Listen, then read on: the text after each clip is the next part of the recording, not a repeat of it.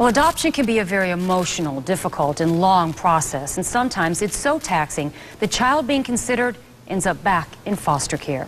All new at 5:30, Serena Vazan explains why a center that assists in that process is now in need of help. For 3 years now, Jim and Laura Johnson have been immersed in paperwork. Background check. These are all forms for adoption. The couple already has 3 boys and a daughter, but wanted to add to their family. We've always had it in our heart to want to adopt. What they say they didn't realize at the start was it was going to take a lot more than heart to make it happen. Very soon, 11-year-old Johans will become their own.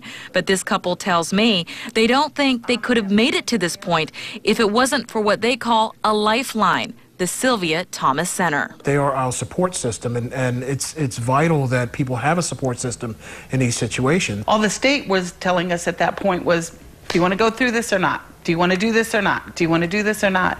And it was Sylvia Thomas Center who came in and said, you can do this. The Sylvia Thomas Center runs out of this nondescript house in a residential area.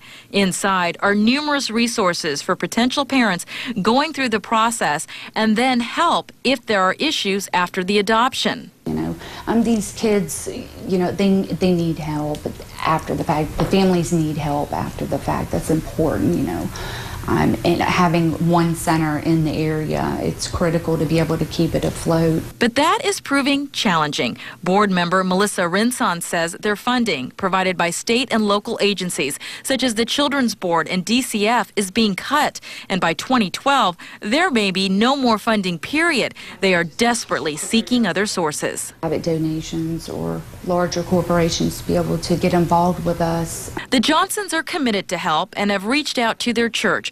They hope someone who sees this will help too. It's a travesty. I think that the adoption system severely needs them. And according to board members, the Sylvia Thomas Center receives about $400,000 a year in local and state funds. In just the last year, they say they have helped close to 700 families. All the services they provide, which include counseling, are free to those pursuing adoption.